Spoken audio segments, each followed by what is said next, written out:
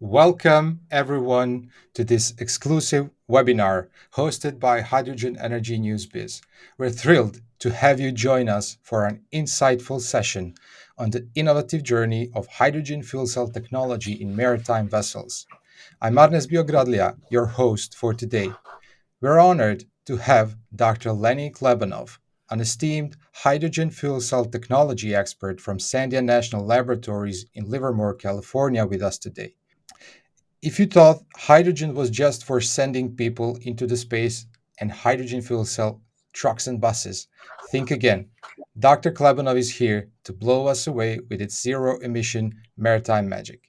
But just before the start, we have a message from the sponsor. Join the World Hydrogen Energy Conference to explore the future of hydrogen energy and its application. WEC is at the forefront of the promoting hydrogen technology worldwide. Don't miss out on the next big thing in clean energy. Dr. Klebanoff will now take us through the fascinating world of hydrogen fuel cell technology, focusing on its application in maritime vessels. Dr. Klebanoff will cover everything from his initial hydrogen vessel feasibility studies to the construction and deployment of the hydrogen powered ships. Over to you, Dr. Klebanoff. Thank you, Arnes. Can you hear me okay? Yes. It's a pleasure to be here with you this morning. Appreciate the invitation and to be with not only you, but also the audience. I can tell you, I had a little bit of an audio cut. I don't know if you introduced me at all or not, but I can tell you a little bit about kind of how I got to hydrogen. I think we all find our own paths to it, it seems. Yeah, seems that we have a little glitch. So thanks for that. Yeah, just continue. Thank you. Okay, so I'll continue with the introduction. So I'm from Washington. I was actually born in Washington D.C., but raised in Bethesda, Maryland, which is a suburb. And I went to just by kind of background, I went to Bucknell University in Pennsylvania, majored in organic chemistry. So I actually started as a natural products uh, chemist, and then I went to the University of California at Berkeley and majored in physical chemistry there. That's where I got my PhD degree, doing really photoelectron spectroscopy. So surface science, which turns out to be very useful for hydrogen, studying surfaces. From there, I did a postdoc at what's now the National Institute of Standards and Technology, working in the electron physics group there, studying using spin polarized electrons to study things. So that was pretty fun. And then, don't worry, I'm getting to hydrogen. From there, became a chemistry professor at Lehigh University. I was there for 10 years and taught chemistry and did research in spin resolved photoemission, basically invented the technique of spin resolved XPS. But I missed the Bay Area. Having been in Berkeley, I really missed the Bay Area. So I had the opportunity to come to Sandia National Labs, which I'll describe a little bit more. Initially working in a microelectronics project, actually something called the UV lithography. I was a team lead for one of the groups there. But eventually I began to get involved in hydrogen, and I can tell you more about that. Initially, in my first exposure was in 2003, and I started looking at how you might be able to use hydrogen fuel cells in different applications. I'll talk more about that too. I was director for the Metal Hydride Center of Excellence, which is a hydrogen storage center of excellence for the Department of Energy. And then around 2015-ish, I started to get interested in maritime uses of hydrogen, where I continue to do work today, and that's where I'll focus. Thank you very much. Now let's get on to the presentation. Okay. Again, welcome. Thank you, Arnes, and welcome everybody. I hope you find this interesting and useful. That's really my ultimate hope. So I'll start to tell you about Sandia first. So Sandia National Laboratories is one of the United States' 3 national security laboratories. And there's really 2 Sandia campuses. The larger one is in Albuquerque, New Mexico. And I'll see if I can get my laser pointer going here. There we go. So this is the Sandia Albuquerque facility, which is quite large, has about 13,000 employees there. And then I work at the Livermore, California site, which is in the San Francisco Bay Area. About 2,500 people work here. It's right across the street from Lawrence Livermore National Lab. although we're a separate entity. And I took this picture, Arnes. I'm pretty happy with the way that picture turned out. That was a beautiful day that day. Again, it's the largest national lab in the U.S. We do a lot of work for the Department of Energy, but we also do work for private companies too. I've done work for Boeing, as I'll describe, for Intel and microelectronics companies. So we do a lot of work for private companies.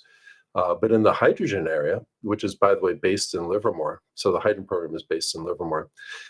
Sandy's been doing work for 70 years, over 70 years, in all aspects of hydrogen technology and hydrogen storage, which I mentioned before, production, how you deliver it, the development of safety codes and standards associated with using hydrogen, and something I'm going to describe more called market transformation, fuel cell market transformation, where we look at the applicability in an honest technical way, unbiased technical way, about whether hydrogen fuel cells could be used in different applications. And I'll talk more about the market transformation program, with a focus on zero-emission hydrogen fuel cell vessels. So just to give you a little context, I founded the Sandia Fuel Cell Market Transformation Program in 2005. My first exposure was in 2003, where I served on Governor Schwarzenegger's. He was the governor of California, and he developed the concept of a California hydrogen highway. But I'd say the program really started in earnest with a project I did with Boeing, looking at hydrogen fuel cells on aircraft as an emergency power system. So interestingly, Boeing's been interested in hydrogen fuel cells for quite a while. Done some other projects looking at fuel cells for auxiliary power. We did a piece of ground support equipment, what ended up being a hydrogen mobile lighting system, and even some vehicle work looking at fuel cell range extender, using a hydrogen fuel cell as a range extender. But then in 2016, this is where I'll really focus on, we started looking at hydrogen fuel cells for ships. And that's been really quite interesting. And that's what I'll tell you about. I just wanted to show you here on some pictures some of the people who've been really key along the way. Joe Bright from Boeing is standing next to me there in the center. That's Celia Song from Sandia. And we did a lot of work with the California Department of Transportation in deploying this fuel cell mobile lighting system. Joe Pratt on the left here is a really good friend, and we worked together on, as you'll see on some of the early hydrogen vessel feasibility studies. And now currently, this is friends from the Scripps Institution of Oceanography and Glosson, which is a naval architect, and Hydrogenics, who's now Cummins, was a fuel cell manufacturer. We've had a lot of fun working together, Arnes, and it's really been really fun and gratifying. So I know that this webinar is connected with the World Hydrogen Energy Congress, and so the audience may know everything there is to know about hydrogen, but I always find it helpful to review things, and especially when I'm going to be talking about them later. So here's a little review about hydrogen, some of the properties of hydrogen. So there's a hydrogen molecule right there. Hydrogen is made in the United States, almost, probably 90% of it is made from natural gas. So here's this methane molecule. Natural gas is almost 90% methane. And there are chemical ways called steam methane reforming for harvesting these hydrogens off of that molecule. Unfortunately, this carbon causes a lot of problems. It's whenever you make hydrogen from this method, this carbon comes out as CO2, and that's bad for greenhouse gas emissions. So it'd be nice to find something you could get hydrogen from that doesn't have carbon in it. Well, that's water. There's a water molecule, H2O. And if you pass electricity through water, it's pretty tough stuff, but if you pass enough electricity through it, you can get hydrogen to come out, and you're left with oxygen. We like oxygen. Don't you like oxygen, Arnes? I think you do. Definitely. So these are the methods of making it. Now, just because you're starting with something that doesn't have carbon in it doesn't mean you're home free. You have to ask the question, where does the electricity come from? And if you're using electricity, which is from a coal-fired power plant,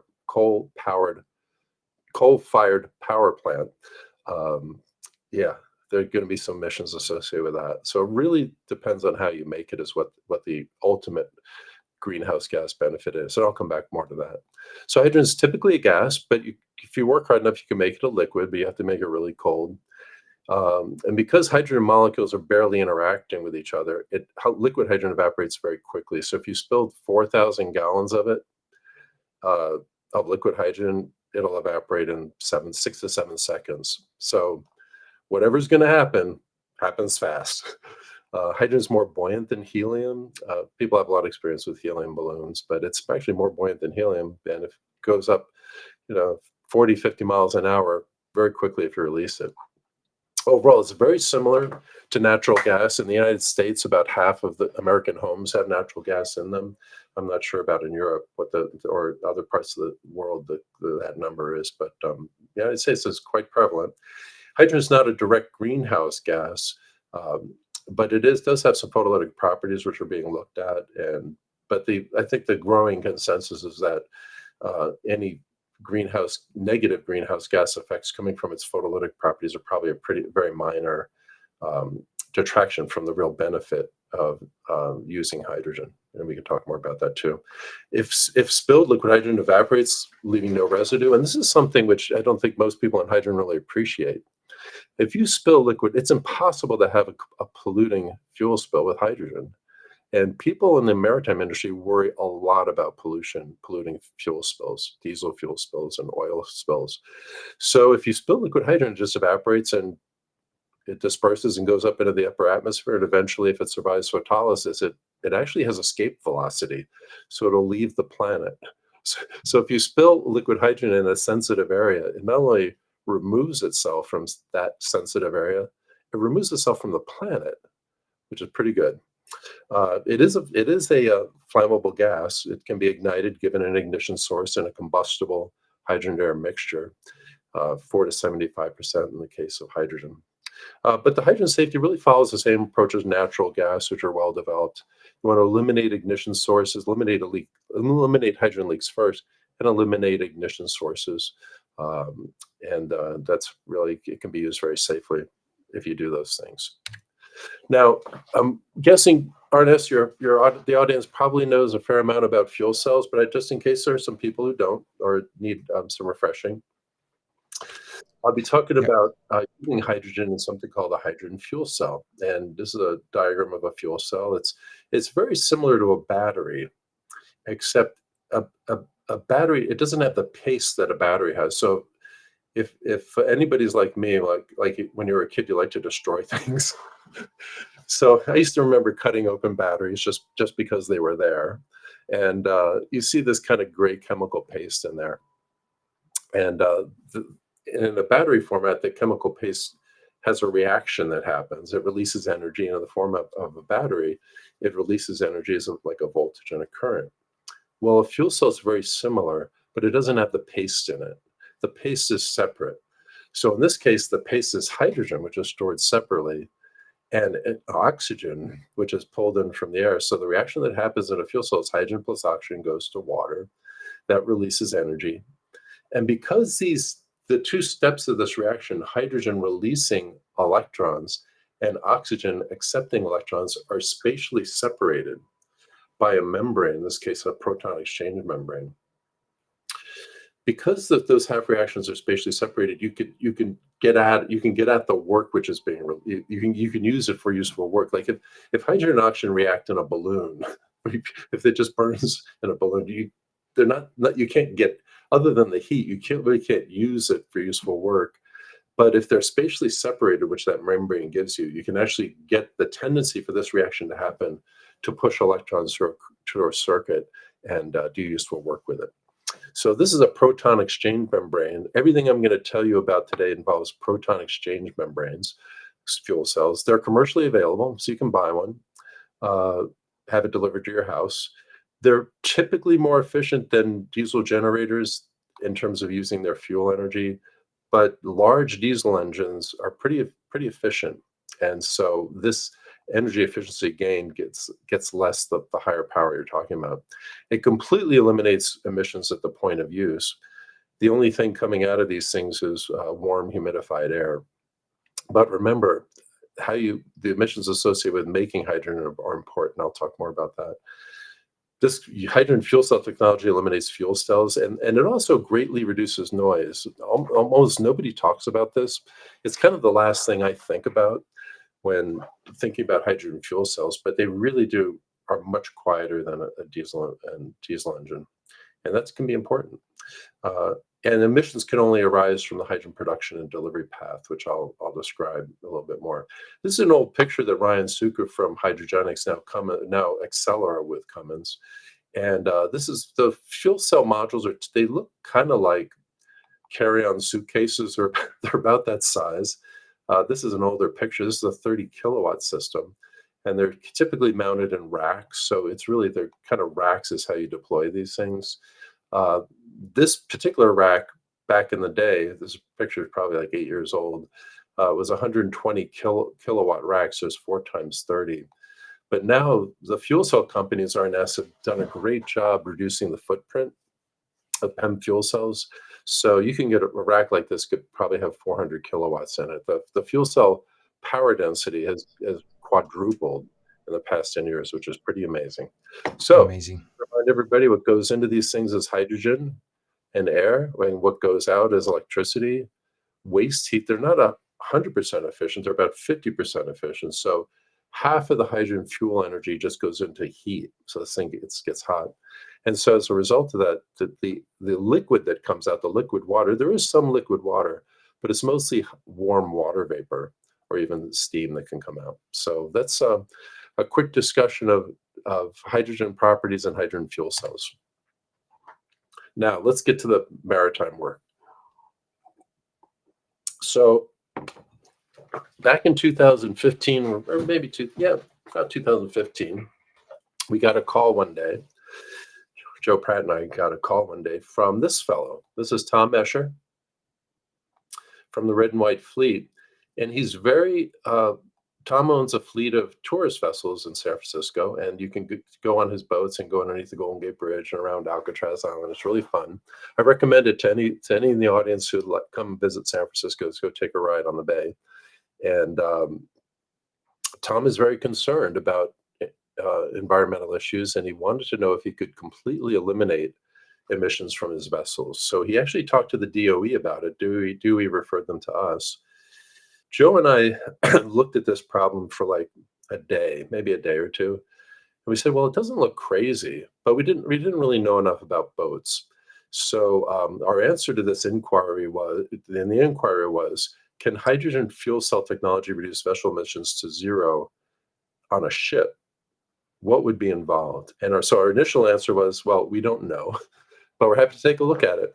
And so we proposed a project to the Department of Transportation Maritime Administration to really take a look at this. And this is the result. So this feasibility study that we did, I call the SF-BREEZE. So SF-BREEZE stands for San Francisco Bay Renewable Energy Electric Vessel with Zero Emissions.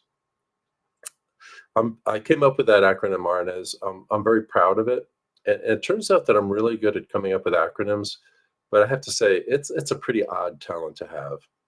Uh, when I saw this kind of where this was going, and this is actually it's not an artist rendition. This is an engineering model of what a high-speed ferry would be, and kind of what we were shooting for was to replace one of the ferries, which is on San Francisco Bay.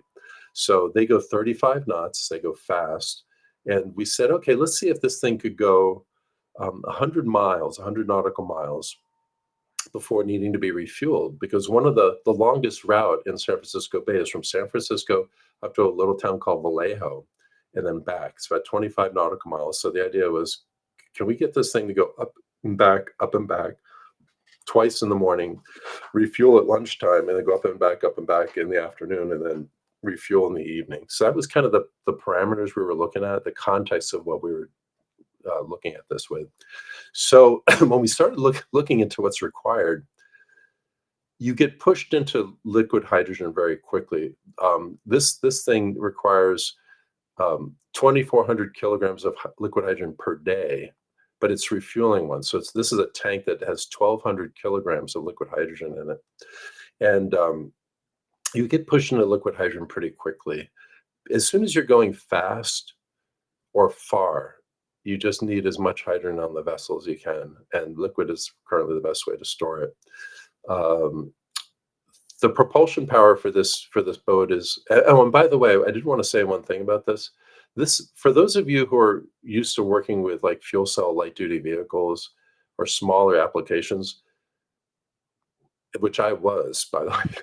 When I first saw this number, I was like, "Yikes, that's a lot of hydrogen." So this is the equivalent. This boat would use the equivalent of like 2 to 3,000 light duty vehicles, which is like well, it's probably like half of the light duty vehicle fleet, or maybe a third of the light duty vehicle fleet in California. So it's these boats use a lot of power, especially if they go fast. Propulsion power is 4 megawatts. Can carry 150 passengers. Can go 100 nautical miles. By the way, I'm a chemist, so whenever I see NM, I think nanometers. Um, so if the range of this was 100 nanometers, that'd be a really short trip. Surface speed 35 knots, and overall, it looks like a boat. This is how it all goes together. You need liquid hydrogen to do the mission of this boat. Here's the PEM fuel cells down here. Here's the people here. And when it was clear this is how it was going to be, I went out in the hallway and did a cartwheel, because it wasn't some crazy looking thing, that was like that was a weird thing that was designed that could twisted in its design to handle hydrogen. It actually went together pretty straightforwardly. So here's the liquid hydrogen tank up here, 1,200 kilograms, PEM fuel cells, passengers. And one of the cool things about this project was that at the time, the United States Coast Guard didn't know anything about hydrogen. And even the class societies, like American Bureau of Shipping in this case, really didn't know that too much about it either, although they were just starting to look at it. So we had both of those entities, both the US Coast Guard and the American Bureau of Shipping, involved in this project, so that we could do tech transfer, that the hydrogen knowledge that Sandia had could get transferred to both, the kind of the regulatory bodies, but also in this case, the naval architect doing the design work was Elliott Bay Design Group, and they didn't know anything about hydrogen either. So now we had a naval architect in the U.S. who knew something about hydrogen, which was great. So that's kind of a side benefit of these projects. What's the status of this vessel? Well, the SF Breeze it's still a concept. It hasn't yet been built, but it turned out this is the design work we did really informed a couple vessels that actually have been built, which I'll tell you about. And so this was really our first entry into it. Now, we start a high-speed ferry is a pretty demanding application, because it turns out that in boats, the power requirements goes as the cube of the speed. It's it's kind of a good rule of thumb. So if you double the speed of something, it's going to take 2 to the 3 or 8 times more power. It's very demanding on power to go fast. It's also demanding on power to go on fuel storage. And power means you have a high demand on fuel. To go far, it's sort of more linear in terms of the demands on the fuel, but going fast is challenging. But you can do it, as we showed with the SF redesign. But it's just kind of a good thing to keep in mind. If you're going fast on the water, your energy demands just go up a lot. So we decided to take a look at a different application. This came about because of a project.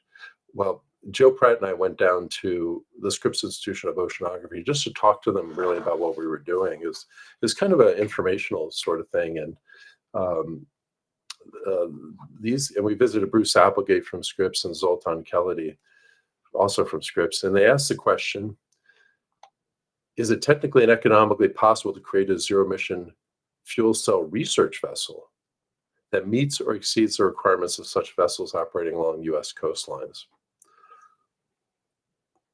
So our standard answer to things that we don't know about is we don't know, but we're happy to take a look at it. So we got another MARAD-funded project. The SF Breeze was funded by the Department of Transportation Maritime Administration. They funded a follow-on project to look at a research vessel. Now, a research vessel is very different. They don't go fast. They go about 10 knots. but they can go far, and they're not optimized to carry people. They're optimized to do science, and so it's really just sort of a different thing. But we did a project looking at the feasibility of using hydrogen fuel cells for a research vessel. And now we chose a different naval architect just because we wanted to sort of spread the hydrogen technology information around. So in this case, we worked with Glaston. And we also used a different class society. In this case, we used DNVGL, and out of Norway. And so it started a long kind of fun connection with the Norwegians, who are really doing some nice stuff in this realm. There was something kind of funny to notice about this slide. The Norwegian, and we worked with Gerd Petra Haugum and Hans Christian Winterval from DNVGL. I think they both since moved on from there. This was now 2017. And these guys told me, the Norwegians told me, that in any project or any presentation about a project in which the Norwegians collaborate, that the pictures of the Norwegians have to be twice as big as the pictures of everybody else in there. So I said, really? They said, yeah. So anyway, that's why their pictures are so large. And I actually gave a kind of a similar talk of this to the Norwegian ambassador to the United States.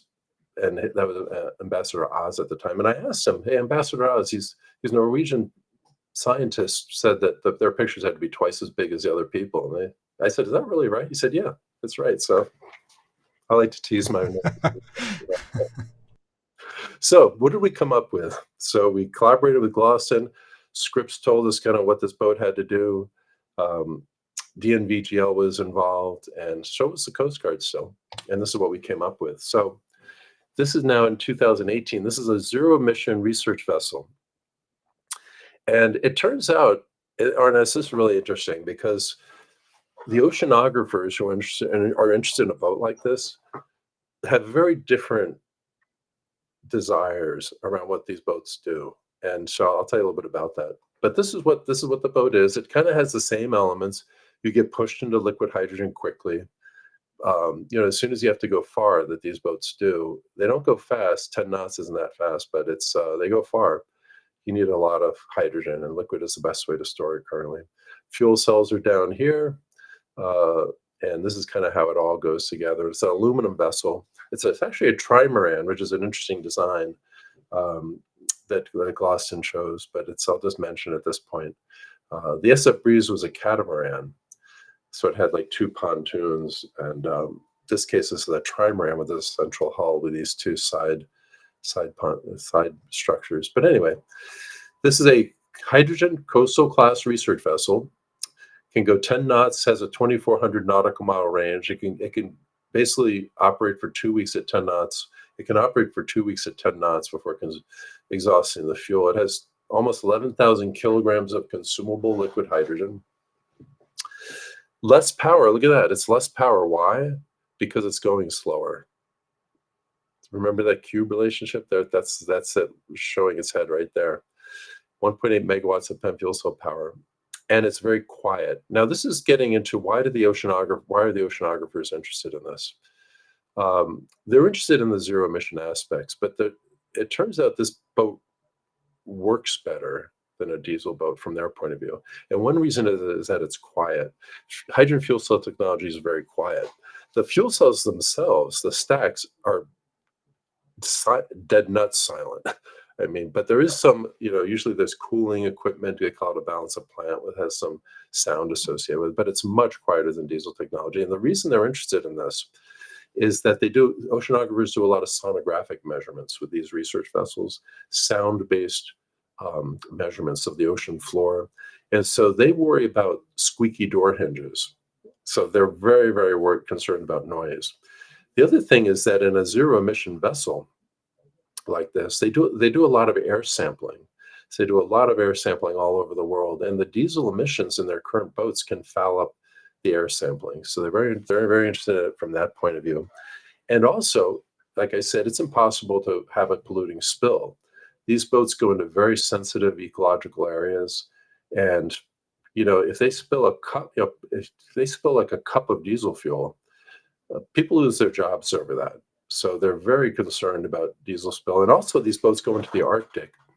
And diesel emissions can produce black, the black particulate matter and soot can deposit on ice in the polar regions. That really exacerbates, um, you know, polar ice cap melting. So they're very interested in this technology for performance reasons, really. So that's pretty cool.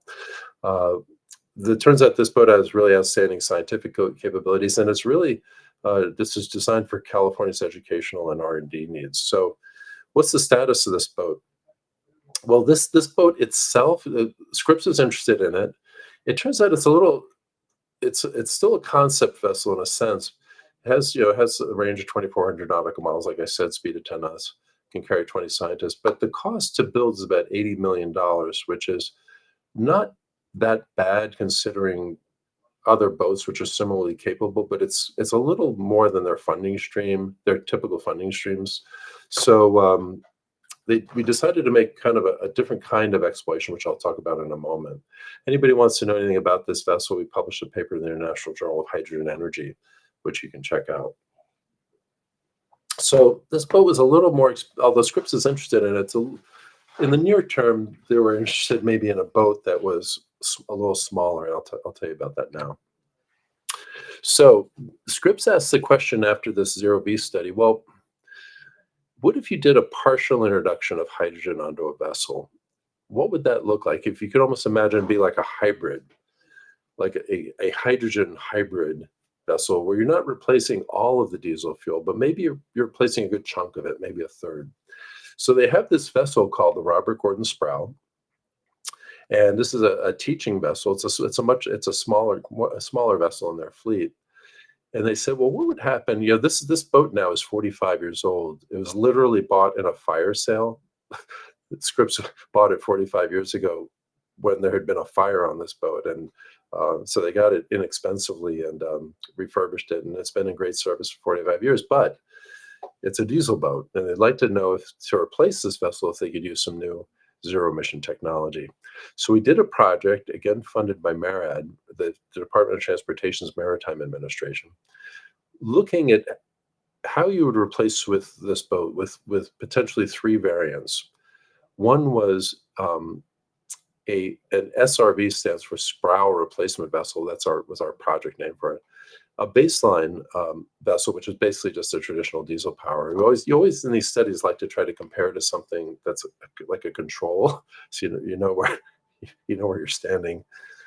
We compared it with an all battery hybrid vessel. By all battery, I mean the third or so. The alternative energy introduction onto the vessel is battery power, and then a hydrogen hybrid, where we install hydrogen fuel cell technology on it as a supplement to the diesel. And the idea was to put as much alternative energy, batteries or hydrogen fuel cells, onto the vessel as we reasonably could. And this was the vessel that we came up with. It turned out it has some very interesting properties. Again, you get pushed into liquid hydrogen pretty fast. There's a liquid hydrogen tank right there. And it carries this particular, again, concept vessel, feasibility vessel, a vessel that exists only on paper at the time, was carried 733 kilograms liquid hydrogen, so a lot of liquid hydrogen. It still had diesel engines in it, 1,200 kilowatts of diesel engine, but it had a good chunk of fuel cell power on it, 800 kilowatts. Because the vessel was smaller and also the hydrogen tankage that you had to accommodate was smaller, the capital costs, the overall vessel cost came down.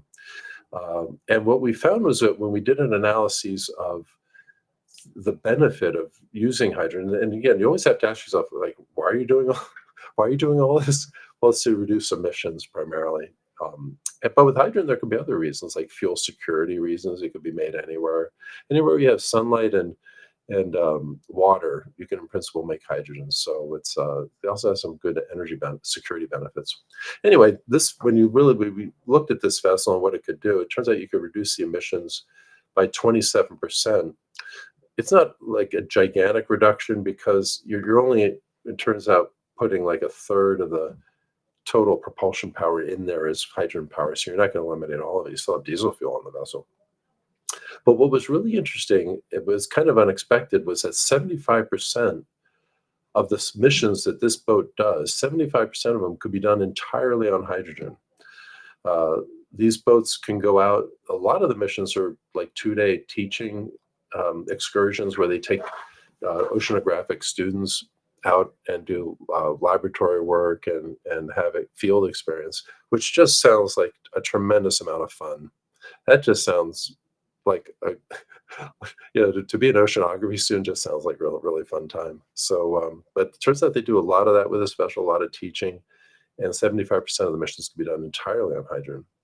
An interesting thing that came out was we did a comparison between lithium-ion batteries, a version or a variant, as they say, a variant of this vessel operating on, and where the alternative energy is batteries alone, and then comparing that with the hydrogen fuel cell version of the vessel. Both vessels doing the same, sort of using the same research vessel format as the baseline vessel. And we found out that hydrogen fuel cells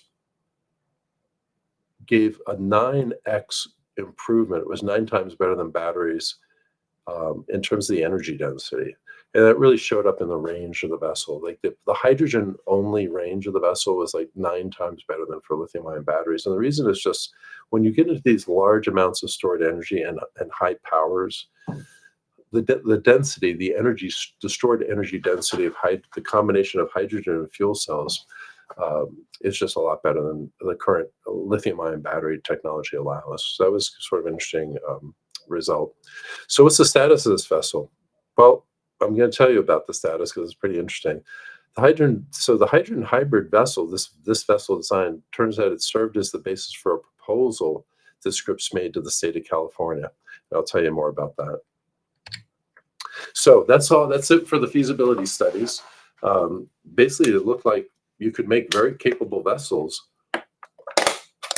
using hydrogen fuel cell technology. That was our conclusion. So that was also the conclusion of Joe Pratt.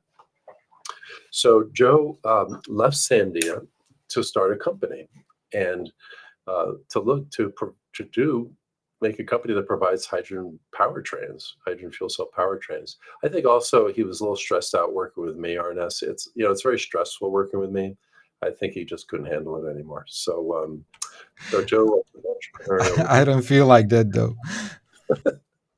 so Joe took entrepreneurial leave and started a company. And he got funding from the California Resources Board to build what would be the first hydrogen fuel cell vessel in the Western Hemisphere. Certainly in the United States, Western Hemisphere, possibly the world, but I'd never like to kind of claim that. But this is the boat he built. It's the first hydrogen fuel cell vessel in the country. This is the boat here getting its first fueling. So this is a real vessel. These renderings that the naval architects come up with, they look so real that it's hard to tell if it's real or not. This is a real boat, and it turns out it doesn't use liquid hydrogen; it uses high pressure gas. And they made that choice because the intent. This is 250 bar gas. They made that choice because this vessel wasn't going to be going that fast or that far, and they also I think felt that maybe since this would be the first boat ever to get through the Coast Guard review process. They thought maybe that high pressure gas might be a little easier for them. Although I have to say, in retrospect, the Coast Guard was already familiar with liquid natural gas, which is pretty similar to liquid hydrogen. So, but in any event, that the boat didn't have that high an energy requirement. So there's some 250 bar compressed hydrogen tanks up here. Here it's getting refueled by a trailer, and here it is in San Francisco. This is at Pier 9 in San Francisco. And it's an aluminum catamaran, so similar construction as the SF Breeze. Can carry 80 passengers, 13 knot top speed, 242 kilograms of hydrogen up top, and 360 kilowatts of PEM fuel cells. So I'm happy to say that the boat has passed all Coast Guard tests and inspections and trials, and it just 2 days ago received, or maybe a week ago, received something called the Certificate of Inspection, which means it's good to go to enter public service. So this will enter public service for those of you familiar with San Francisco, and if those of you who are not familiar, come on and visit. It'll go between the ferry building in San Francisco up to Fisherman's Wharf, which is a big tourist spot. It'll just go back and forth. It'll be a very nice opportunity for the organization which runs all the ferries in San Francisco, called WEDA, the Water Emergency Transportation Authority, and to get them experience with hydrogen, and the public as well.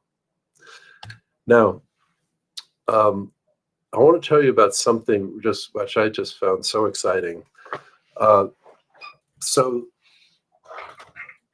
it turns out that the SF Breeze project and the Zero V research vessel projects inspired the Norwegians. And I'm very fond of the Norwegians, and they've just done some absolutely fantastic stuff. So the Norwegians have created the first liquid hydrogen fueled ferry, and it's called the Hydra, and it's based in Stavanger, Norway, the west coast of Norway.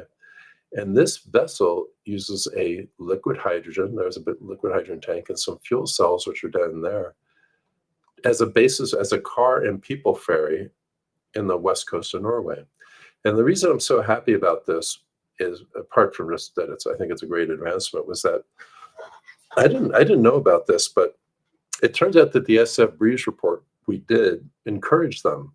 And that's, Ernest, the only hope I have for my work is that people find it useful, and other people find it useful. And in this case, they found it useful. And I got this email from Camilla Rome. I just wanted to share with the audience, you and the audience. And she was really got the funding for the Hydra. And she wrote to me back a couple of years ago, almost, thank you for your work on the San Francisco ferry, the meeting with you at DNV in late 2016, early 2017, and the sharing of your report gave me a good basis and lots of needed courage to take on the responsibility to procure the hydrogen ferry that ended up as Hydra. And your presentation in Flora, which is a city in Western Norway, made Edvard Sandvik believe a hydrogen ferry was possible. So I was just absolutely tickled and Amazing. super happy that they found the work we'd done useful and really acted on it. Just to give you a sense of how big, this is the size of the liquid hydrogen tank. This is Sean Coughlin from Glasson, and even Ivan Osvik, who was really the technical lead for the Hydra. So it's a lot of liquid hydrogen, and it's now going back and forth. It goes back and forth across this fjord in Norway, carrying cars and passengers, and being a great first example of liquid hydrogen ferry in the world. So the Norwegians are to be really congratulated on that. Now, so I like to be surprised, and so our project with Scripps ended, and that is the project with the hydrogen hybrid ended. And when projects end, you kind of go and do other things, right? So about a year later, Bruce Applegate, I had no idea they were doing this. Bruce Applegate called me and said, "Hey, we put the hydrogen hybrid vessel design into a proposal from the city of San Diego to the state of California, and we're able to get $35 million in funding to build it." And I was just so happy about that, and also very pleasantly surprised, and it was just great. Again, that somebody would find the work useful, and in this case, the design is kind of evolved. This funding, this $35 million in funding, has allowed us to do a much more careful design. Again, Gloston is the naval architect. Scripps is telling us what the boat has to do. The hydrogen capacity is now 2,100 kilograms. Here it is in a liquid hydrogen tank. It's in a 5-year design and build program. The project began in 2021. Again, the idea is to run 75% of all the missions. This is really a Sproul replacement vessel. They're going to be replacing the vessel, and they just got money to do it. And this is really interesting. The initial operation is going to be on hydrogen and diesel, but Scripps got a lot of pushback from from their students. Actually, it was pretty interesting, from their students and also others. You really don't want to have diesel on this boat. Like, why are you continuing to use diesel? But there's really nothing to go on some of the very long routes this boat goes on. Like, sometimes it has to go 6,000 miles. You need to have some diesel on there. But the boat is being designed to readily convert to using methanol instead of diesel, and There aren't currently methanol engines suitable for the size of a boat, but in 10 years, that'll probably be different. So the boat is being designed to be very easily converted to all methanol to methanol operation in addition to hydrogen. So it's a pretty interesting vessel. Uh, Again, the range on hydrogen will be 400 nautical miles. The total range on diesel is 6,500 nautical miles. So liquid hydrogen, this is why. So why is it so different? It's really having to do with how much liquid hydrogen you can get on the boat. Liquid hydrogen is 4 times less dense than the energy equivalent of diesel. And there doesn't seem to be a way around that. So you have to deal with this factor of 4 increase in volume on a per energy basis between liquid hydrogen and diesel. And it just, as a practical matter, just ends up limiting you and how much hydrogen you can put on. So that's why there's this kind of range limitation. So a little bit more about this project. This is the latest rendering of the vessel right here. Again, a 2,100 kilogram liquid hydrogen tank. It's received funding from the state of California of $35 million. It's also received funding from the United States Office of Naval Research. So the U.S. Navy is interested in this technology. There are going to be, if anybody's heard of in the U.S., the hydrogen hub programs. This is some large investments in the U.S. federal government in hydrogen technology. And California recently won one of these hubs, and there should be some significant funding available for this vessel to continue the project. So far, the vessel's been designed, and just this past December, it went through something called a HAZ-ID workshop. For those of you not familiar with this, when you have to get a boat approved in the United States, you have to get it approved by the U.S. Coast Guard. They do a very intense safety review of both the design of the vessel and the operations associated with it. We had the design HAZ-ID workshop back in December, and these are the people involved. There are also kind of an equal number of people who are remotely calling in, so we had about 60 people involved in this, which was fantastic. They go over every aspect of the design and understand what are the safety consequences of it if there's a problem. And we spent 45 minutes talking about one valve, about what one valve would be doing if there were different accident scenarios. It's an impressive, Arnes, I got to tell you, it's a very impressive procedure. It's by far the most safety conscious technology review I've ever been involved in. And the reason for that is because you don't want to be in a fire on a boat, or on a boat in a fire. There's nowhere to go. So it's really kind of mostly about preventing fire, which if you prevent fire, you pretty much can prevent all other bad things that can happen. So it's a very impressive safety review. I just want to share that with the audience, that boats are really scrutinized before they're approved to be put out there. Not that other technologies aren't. I'm sure cars are scrutinized too, but boy, there's nowhere to run on a boat, and so it's really and they could be out in the middle of nowhere, so with no support. So it's they really scrutinize this technology, and it successfully went through that HAZ-ID review, and it's received an approval in principle from the American Bureau of Shipping. So the next step is to build it, and we're right at that point now. Now, I wanted to mention, I talked briefly about the benefit of using hydrogen fuel cell technology with regard to emissions. And I wanted to talk about that in a more full way. I mentioned that how you actually make hydrogen drives what the ultimate emissions actually are. The fuel cell itself, has no emissions, no greenhouse gas emissions, no smog emissions, but you have to ask how you make the hydrogen. And this slide here talks about emissions associated with making hydrogen. So what's plotted here is what's called the well-to-tank, WTT, greenhouse gas emissions for making liquid hydrogen in different ways. And there's sort of different ways of making it. Like I mentioned before, you can make hydrogen by harvesting the hydrogen from methane molecules. But the C that's in that methane molecule, if it's from fossil natural gas, fossil methane, comes out as CO2. You can also get hydrogen from electrolyzing water, but water is pretty tough stuff. I mean, you can heat that stuff to 100 degrees C, and while you can evaporate it, it's not like the molecules fall apart or anything. It's pretty strong. Those molecules are pretty strong. Got to pass a lot of electricity to get through that. And you have to ask, well, where's the electricity source? Where's that electricity coming from?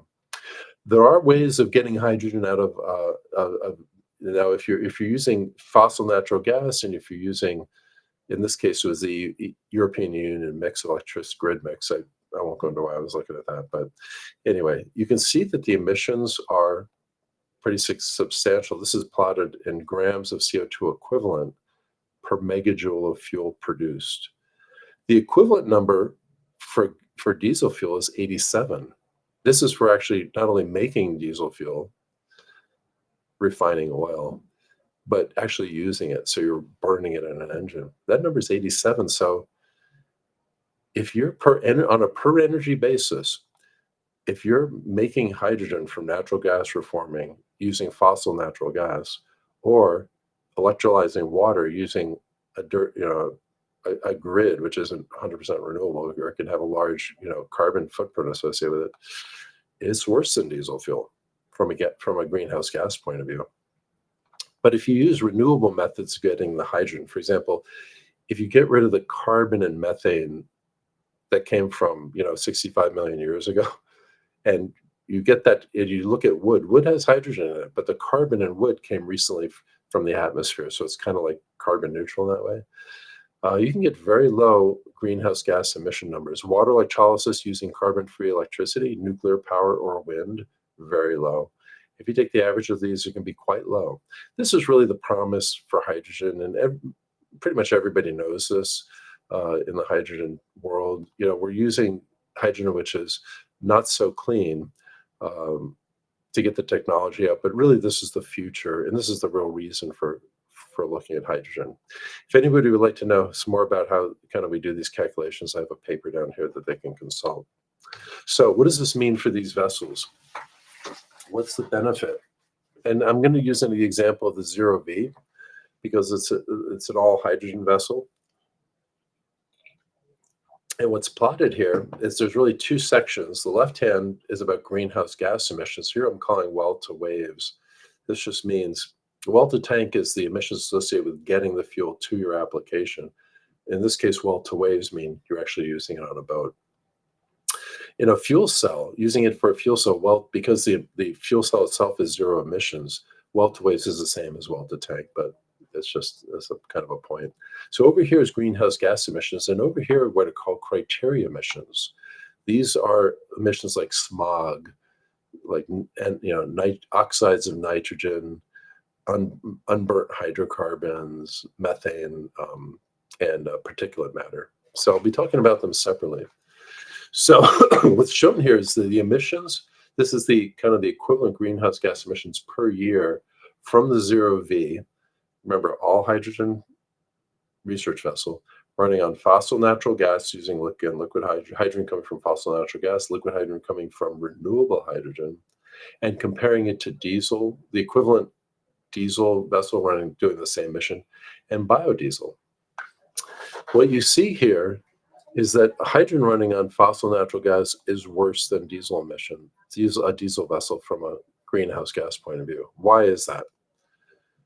Well, that carbon and methane that came from 65 million years ago came out as CO2 when you made the hydrogen. Another aspect is that hydrogen is very energy intensive to make. For every joule of hydrogen lower heating value that you've made, you had to expend 0.75 joules of energy if you're doing it by steam methane reforming. So you get more hydrogen, you get more energy, usable energy out than you put in, but not by a lot. The equivalent number for diesel fuel, by the way, for every joule of diesel lower heating value you make, you have to expend about 0.16 joules. to make it. And so it's much more favorable for diesel fuel. It's not negligible, but it's much more the 0.16 out of every 1 joule you make is more manageable. So methane, fossil natural gas source LH2 is not good from emissions point of view. It's worse than diesel. But if you use renewable hydrogen, like in those methods I talked about, you can get a very large reduction, 91% reduction in the greenhouse gas emissions. And this is really where the promise of hydrogen is. By the way, if this number had been 50%, a 50% reduction, it's not worth doing. It's not worth doing. 50% sounds like a big reduction, but it's not, because whatever alternative energy you implement, it has to survive growth in the fleet. And the current, marine fleet is growing at around 5% a year. That's a doubling in 15 years. So if you have an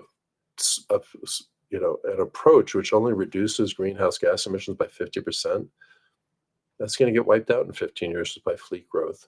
Whatever you do, it has to be a large reduction, and that's I think it's important for the audience to know that. From a emissions point of view, it turns out that if you're looking at NOx or hydrocarbons or particulate matter, that no matter how you source the hydrogen, these emissions are reduced dramatically compared to a diesel vessel running on. And a diesel vessel, it turns out there are no regulations yet on emissions, greenhouse gas emissions. There are in the United States on criteria emissions. Something called a Tier 4 is the regulation, the emissions limit that diesel engines have to meet. So if you compare these numbers with a diesel vessel that's meeting the Tier 4 EPA requirements, hydrogen fuel cells are it just comes naturally as much better from a criteria emissions point of view. The biodiesel is kind of interesting from a greenhouse gas point of view.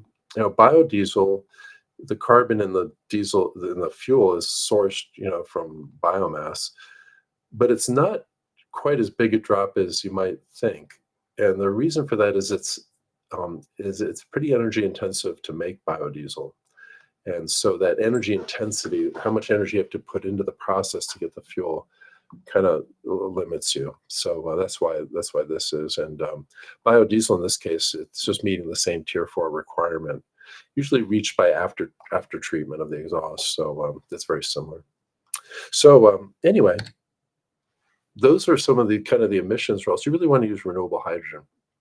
I just, in the kind of our closing minutes, Arnes, I want to talk about some studies we've done looking at how you use hydrogen in a vessel, or some of the consequences of using it. So just to update you, we crossed the 1 hour mark and we have really? some questions. Okay. Yeah. I'll try to finish up quickly then. At that time flies when you're having fun, Arnes. So we've done some gas dispersion studies of how hydrogen is released from these vent masts, and I'll only say, if you're interested in this, you can go check out a paper we wrote. And by the way, the presentation is going to be available, so we'll make that available. And this just shows how hydrogen is released in computational fluid dynamics studies. Hydrogen gets blown pretty much wherever the wind is going. In this case, it's blowing from left to right. Because hydrogen is so light, it gets pushed around by heavy air molecules. So if there's some wind, it gets pushed in the direction of wind, but it's also buoyant, so it rises up. It's kind of the combination of those two things that affect how it's released. And in an indoor setting, we were very interested in understanding what would happen in a fuel cell room in different environments of ventilation. What would be the effect on hydrogen releases in different conditions of ventilation? And in the interest of time, I'll just refer you to this paper, but some interesting things kind of came out of it. You don't want to overventilate a fuel cell space, because you want to be able to detect a hydrogen leak if it occurs. And we found out that the sub-flammable but still detectable hydrogen release might be really limited. That's a release you want to be able to see if you overventilate. So it's kind of an interesting result we found. Summarizing, there were probably 12 questions when we started these studies about feasibility, any one of which could have been show-stopping. And I mean, would the vessels float? Could they go fast enough? Can the hydrogen suppliers provide renewable hydrogen? Yeah, and it turns out the answer to all these as we went through it was yes. The commercial attractiveness we did not look at. We're not really kind of qualified to look at that, but that's a TBD. But everything else, would the Coast Guard find any show-stopping problems? No. Finally, I just want to wrap up. I want to give some acknowledgments. These people never get any credit. I'm trying to correct that. These people are the people who did the funding of the work, working at the Department of Transportation, Maritime Administration at the DOE, who's funded some of this work, mostly DOT. And I just want to thank them. Without these people seeing the value of something, fighting to get funding for it, these projects don't happen. They're often in our meetings. These folks never get any credit. I'm trying to fix that. So I want to thank Sujit Ghosh, Brian Vogel, Pete Devlin, and also Dan Yuska from MARAD. Lots of people were involved in this. These folks are listed here. Just want to highlight Joe Pratt. Working with him was just really fun at Sandia. The Naval Architects Gloss and Elliott Bay Design Group. The Coast Guard has been a very important partner with us.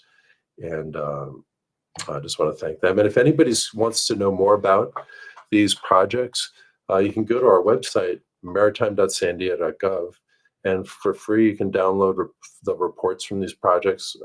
Can point you to some publications.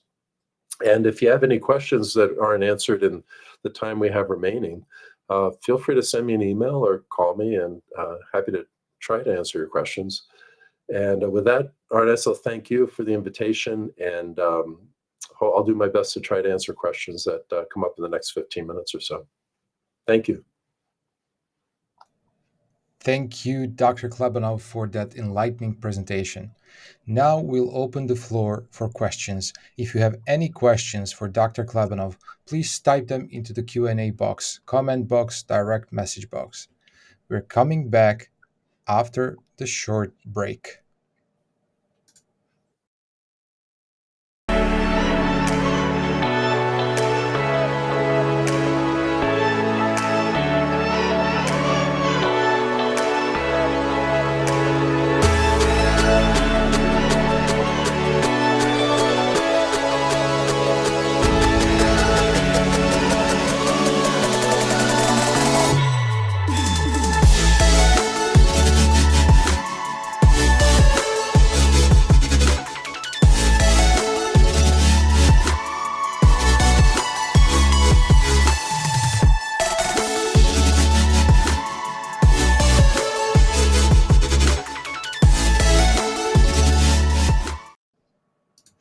And now we're going to your questions. The first one, why aren't you using solid hydrogen metal hydrides? So it's a good question. There is a kind of a third way of storing hydrogen, and that's the first two are liquid hydrogen gas, high pressure gas. You can also store hydrogen in a solid compound, and it turns out that the density of hydrogen in those compounds can be even higher than liquid. For example, alline or aluminum trihydride has a density of 149 grams of hydrogen per liter. That's hydrogen density compared to liquid hydrogen, which is LH2, so 71 grams per liter. So it's quite a bit. There is a weight. The metal hydrides, which are currently, I'd say, more advanced in terms of their commercial readiness, are very heavy, and they typically have what's called a gravimetric capacity of like 2 weight%. An example would be iron titanium. There are some others, but they're all around 2%. The ones which very readily release hydrogen, and you can very readily reabsorb them. And for most of the applications which we looked at, they're just too heavy because the metals are heavy in them. And but that doesn't mean that it would be impossible. There's also kind of the engineering difficulty with using them, namely when you release hydrogen from a metal hydride, you have to provide heat to it. And when you refuel the metal hydride, heat is released. And managing those thermally is still something that hasn't been done yet on a large scale. At Sandia, we we did a fully engineered metal hydride system. In this case, it was using sodium alunate that handled 4 kilograms. And that was like the biggest that had been done. But the National Renewable Energy Laboratory is currently going to be exercising, they will be exercising a large bed that has 500 kilograms of hydrogen. So it's still not that much hydrogen. These are going to be very heavy systems, probably better suited for terrestrial land-based applications. I think for boats are not super weight sensitive like aircraft or aerospace applications, but they are somewhat weight sensitive. They can't sink.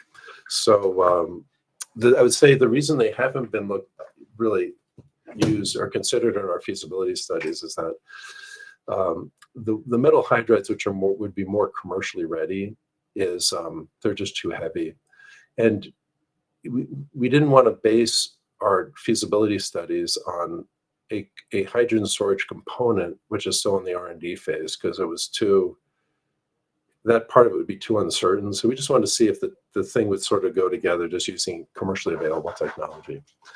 So Next question from Ivan de la Cuesta. How do you calculate the energy density in the fuel cells?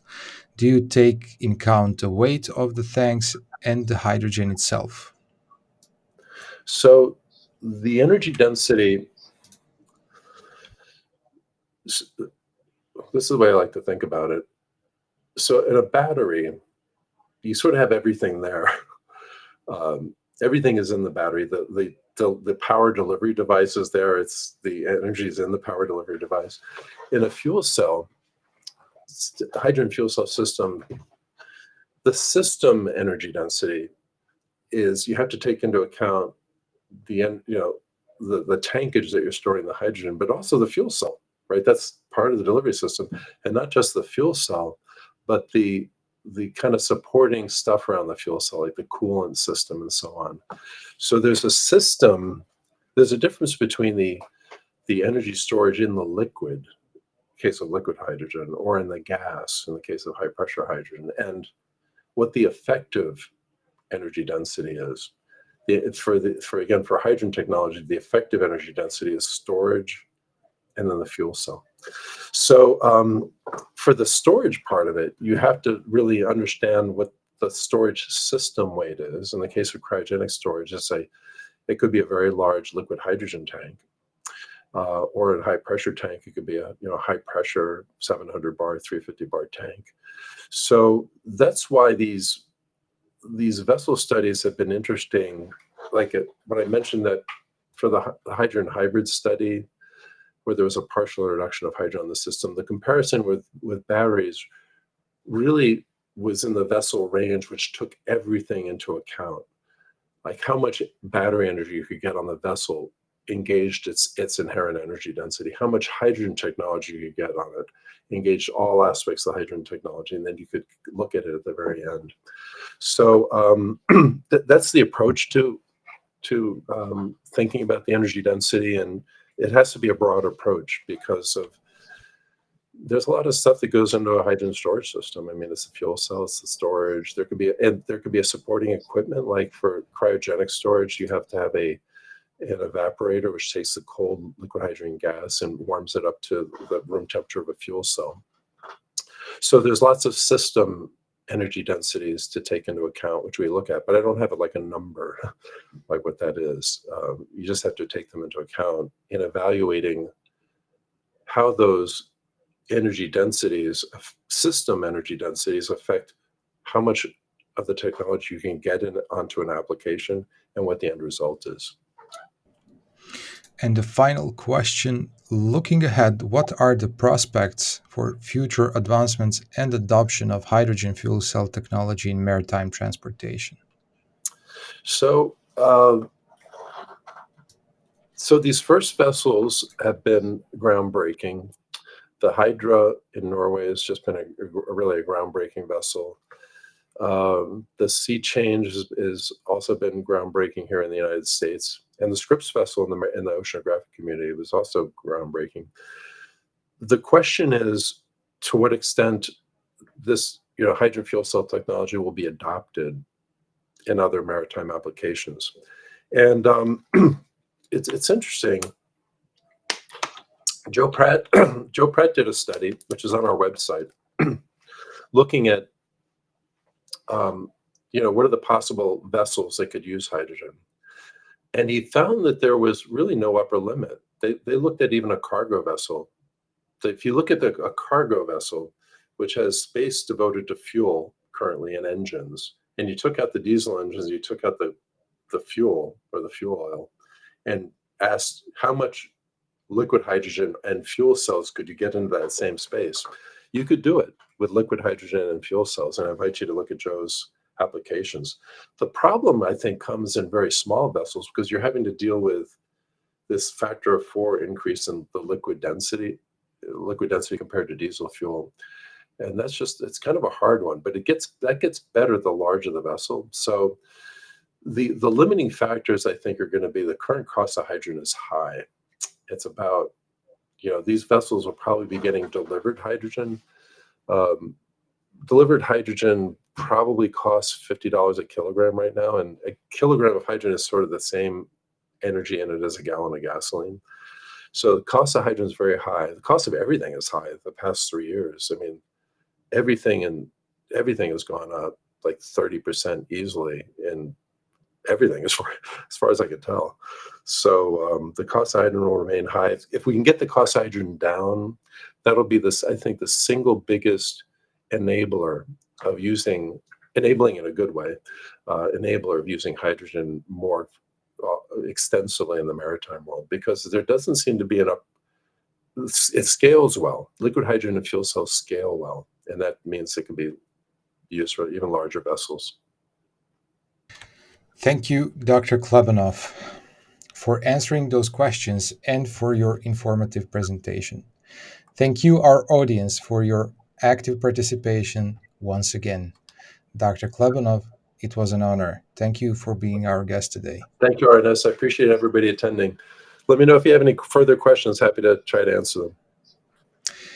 You know you're in a serious field when your biggest challenge is convincing people that your technology isn't a rocket science, even though it is. That's right. That's it for today's webinar. Stay curious, stay inspired, and most importantly, stay sustainable.